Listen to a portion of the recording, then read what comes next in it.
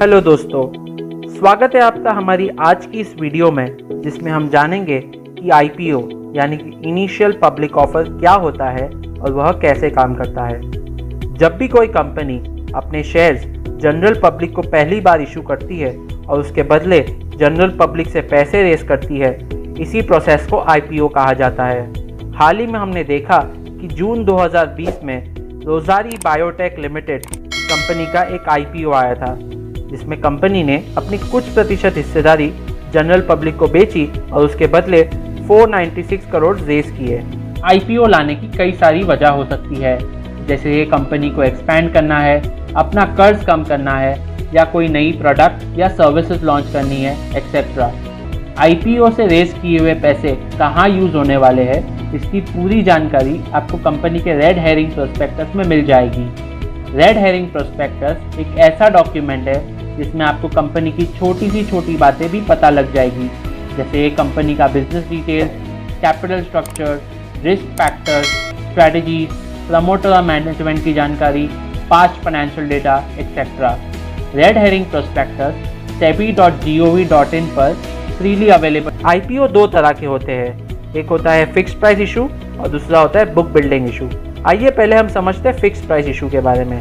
जब भी company investment bank के साथ मिलकर अपनी कंपनी का वैल्यूएशन निकालती है और उस वैल्यूएशन के बेसिस पर एक फिक्स्ड प्राइस पर आईपीओ लाती है, उसे फिक्स्ड प्राइस इशू कहा जाता है।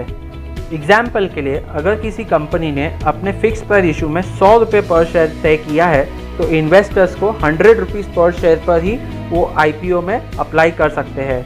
बल्कि अगर हम बुक बिल्डिंग इशू देखें, तो कंपनी इन्वेस्टमेंट बैंक के साथ आकर अपनी वैल्यूएशन के बेसिस पर एक प्राइस बैंड डिसाइड करती है, जिस पर इन्वेस्टर्स को बिड करना होता है, और जो भी इन्वेस्टर मैक्सिमम बिड करता है उसे शेयर्स अलॉट किए जाते हैं।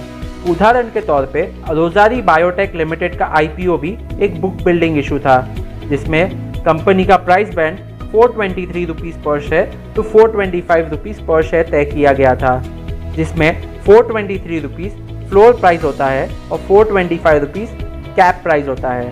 फ्लोर प्राइस और कैप प्राइस के बीच में 20% से ज़्यादा का अंतर नहीं हो सकता। इसी तरह इन्वेस्टर्स को यही दो प्राइस के बीच में अपनी बिड लगानी होती है। तो आइए अब हम समझते हैं कि आप आईपीओ अप्लाई कैसे कर सकते हैं। जनरली आईपीओ 3 से 10 दिन के लिए खुला होता है, जिसमें आप अपना एप्लीकेशन लगा सकते हैं। अप्लाई करने के 3 तरीके होते हैं। पहला, या तो आप आपके स्टॉक ब्रोकर के थ्रू यूपीआई के ज़रिए आप एप्लीकेशन कर सकते हैं। दूसरा, internet banking ASBA application supported by block amount के थ्रू भी आप एप्लीकेशन कर सकते हैं। और तीसरा, फिजिकल एप्लीकेशन भी कर सकते हैं। ये तीनों मोड के अंदर आपके अकाउंट में पैसे ब्लॉक हो जाएंगे। जब आपको अलॉटमेंट प्रोसीजर कंप्लीट होने के बाद जब आपको शेयर्स अलॉट हो गए, तब आपके अकाउंट से पैसे डेबिट हो गए और आपके शेयर्स डीमैट अकाउंट में क्रेडिट हो जाएंगे।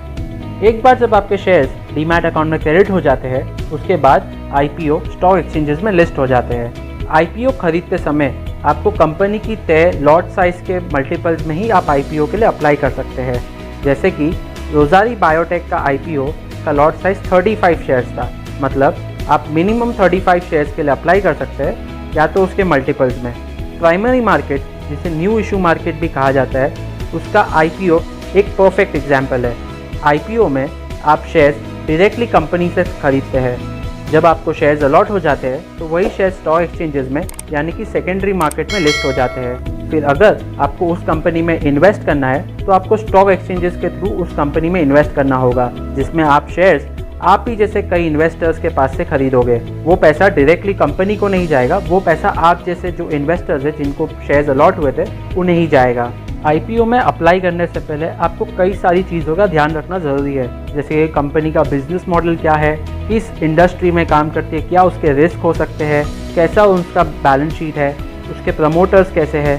ये सारी डिटेल्स आपको जानकारी देखने के बाद ही आपको किसी आईपीओ में निवेश करना चाहिए।